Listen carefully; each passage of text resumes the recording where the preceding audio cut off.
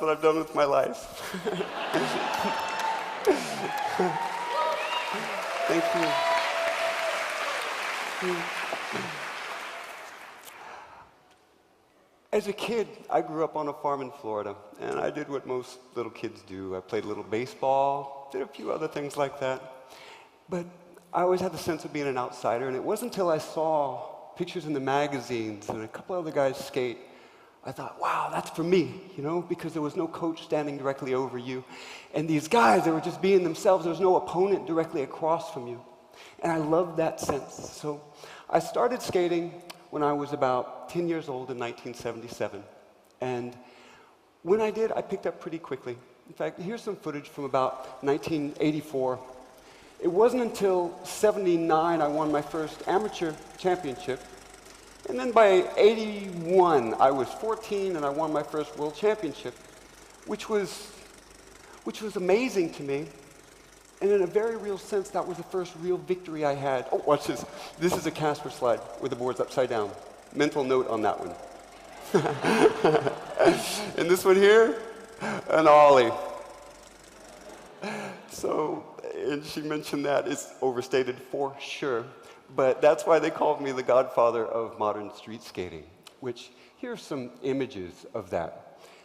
Now, I was about halfway through my pro career, and I would say, what, mid-80s. Freestyle itself, we developed all these flat ground tricks as you saw, but there was evolving a new kind of skateboarding where guys were taking it to the streets. And they were using that ollie, like I showed you. They were using it to get up onto stuff like bleachers and handrails and over stairwells and all kinds of cool stuff. So it was evolving upwards. In fact, when someone tells you they're a skater today, they pretty much mean a street skater, because freestyle took about 5 years for it to die. And at that stage, I'd been a champion for 11 years, and suddenly it was over for me. That's it.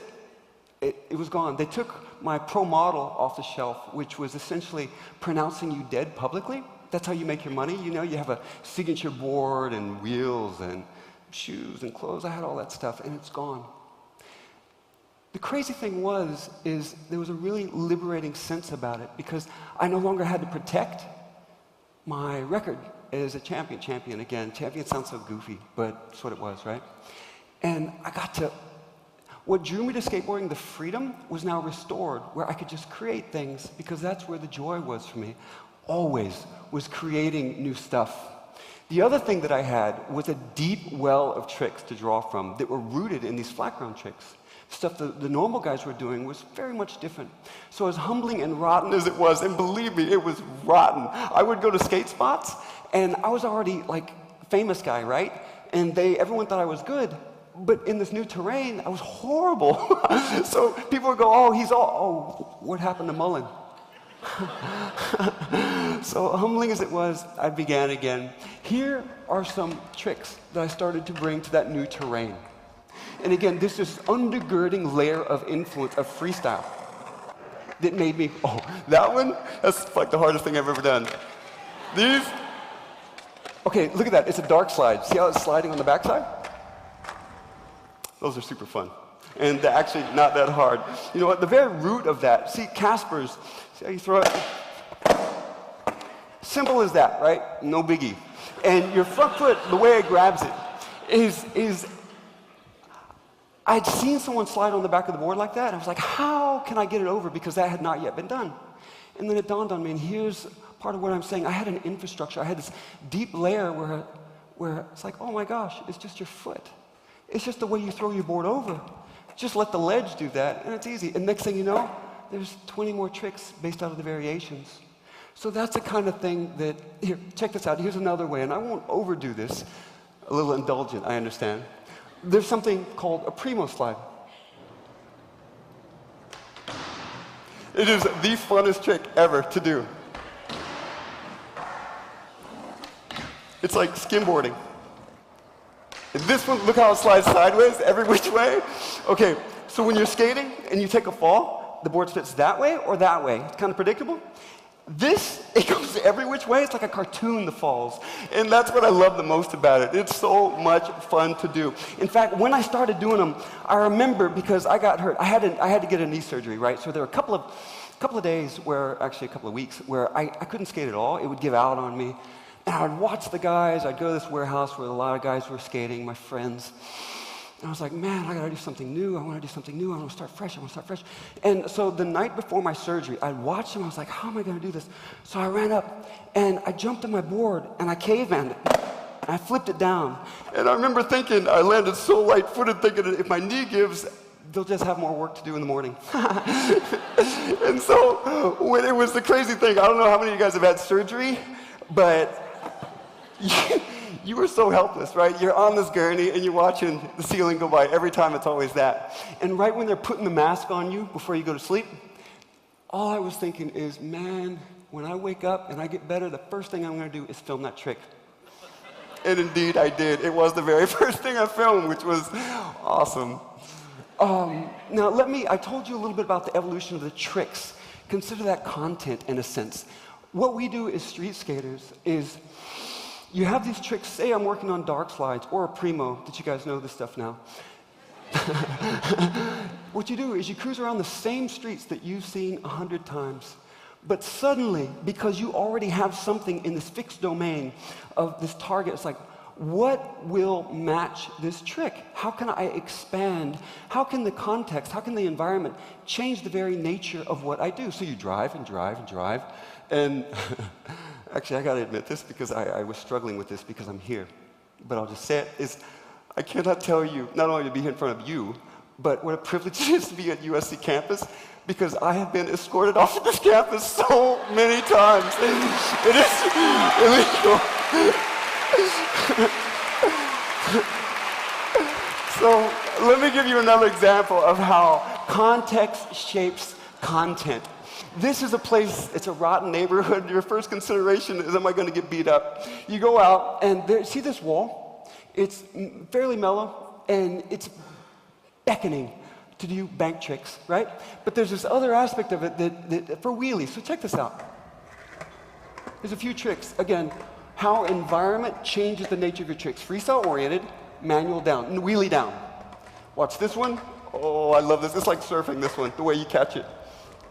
This one, a little sketchy going backwards, and watch the backflip, watch the backflip. Oh. Mental note right there again, we'll get back to that. Here, backflip, backflip.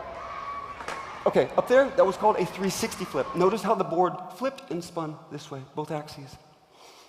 And another example of how the context changed, and the creative process for me and for most skaters, is you get out of the car, you check for security, you check for stuff. It's funny, you get to know their rhythms, on the guys that cruise around. And skateboarding is such a humbling thing, man. No matter how good you are, right, you still got to deal with it. And so you hit this wall, and when I hit it, the first thing you do is you fall forward. I'm like, all right. As you adjust, you punch it up. And then when I would do that, it was throwing my shoulder this way, which, as I was doing, I was like, oh, wow, that's begging for a 360 flip, because that's how you load up for a 360 flip.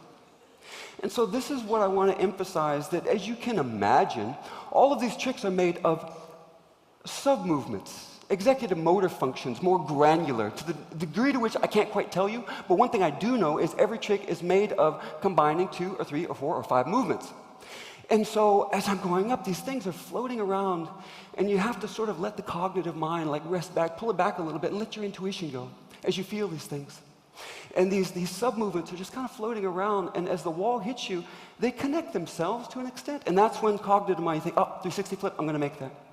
So that's how that works to me, the creative process, the process itself of street skating. Context-changing content. So next, oh, mind you, pillars of the community. These are some of the best skaters in the world. See, these are some of my friends. Oh my gosh, they're such good people. And the beauty of skateboarding is that no one guy is the best. In fact, I know this is rotten to say, they're my friends, but a couple of them actually don't look that comfortable on their board. What makes them great is the degree to which they use their skateboarding to individuate themselves. Every single one of these guys, you look at them, you can see a silhouette of them, and you realize, like, oh, that's him, that's Haslam, that's Costin, there's these guys, these are the guys. And skaters, I think they tend to be outsiders who seek a sense of belonging, but belonging on their own terms. And real respect is given by how much we take what other guys do, these basic tricks, 360 flips, we take that, we make it our own, and then we contribute back to the community in a way that edifies the community itself. The greater the contribution, the more we express and form our individuality, which is so important to a lot of us who feel like rejects to begin with. The summation of that gives us something we could never achieve as an individual, truly. And that forms, I should say this, that there's some sort of beautiful symmetry, that the degree to which we connect to a community is in proportion to our individuality, which we are expressing by what we do. Next, these guys, very similar community that's extremely conducive to innovation. Notice a couple of these shots from the police department. But it is quite similar. I mean, what is it to hack, right? It's knowing a technology so well that you can manipulate it and steer it to do things it was never intended to do, right? And they're not all bad. You can be a Linux kernel hacker, make it more stable, right?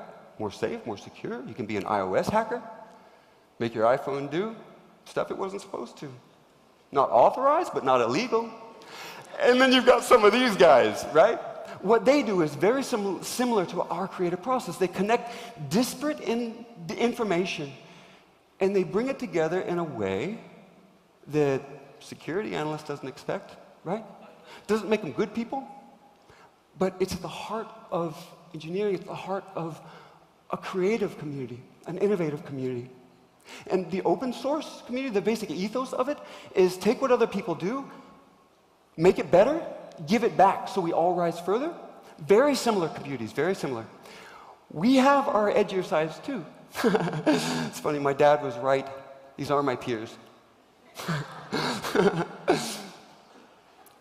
But I respect what they do, and they respect what I do, because they can do things, it's amazing what they can do. In fact, one of them, he was Ernst & Young's Entrepreneur of the Year for San Diego County. So they're not, you never know who you're dealing with.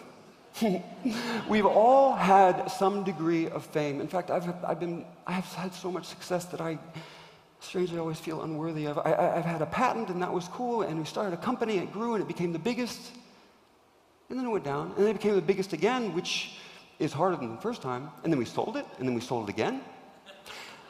So I've had some success. And in the end, when you've had all of these things, what is it that continues to drive you? As I mentioned, the knee stuff and these things, what is it that will punch you? Because it's not just the mind. What is it that will punch you and make you do something and bring it to another level? And when you've had it all, sometimes guys, they die on the vine with all of that talent. And one of the things we've had, all of us, is fame. I think the best kind of fame, because you can take it off. I've been all around the world. And there'll be 1,000 kids crying out your name, and it's such a weird, visceral experience. It's like, it's disorienting. And you get in a car, and you drive away, and 10-minute drive, and you get out, and no one gives a rat's who you are.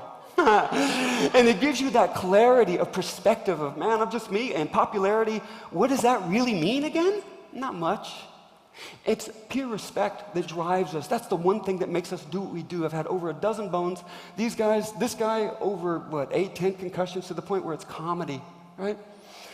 It is actually comedy. They mess with him. Next, and this is something deeper, and this is where I think I was on tour when I was reading one of the Feynman biographies. It was the red one or the blue one. And he made this statement that was so profound to me.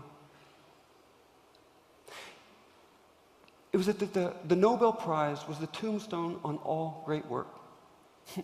And it resonated because I had won 35 out of 36 contests that I'd entered over 11 years, and it made me bananas. In fact, winning isn't the word. I won it once. The rest of the time, you're just defending, and you get into this like turtle posture, you know, where you're not doing it. it usurped the joy of what I love to do because I was no longer doing it to create and have fun. And when it died out from under me, that was one of the most liberating things because I could create. And look, I understand that I am on the very edge of preachy right here. I'm not here to do that. It's just that I'm in front of a very privileged audience. If you guys aren't already leaders in your community, you probably will be. And if there's anything I can give you that will transcend what I've gotten from skateboarding, the only things of meaning, I think, and a permanence, it's not fame, it's not popularity, it's all these things. It's what it is that there's an intrinsic value in creating something for the sake of creating it.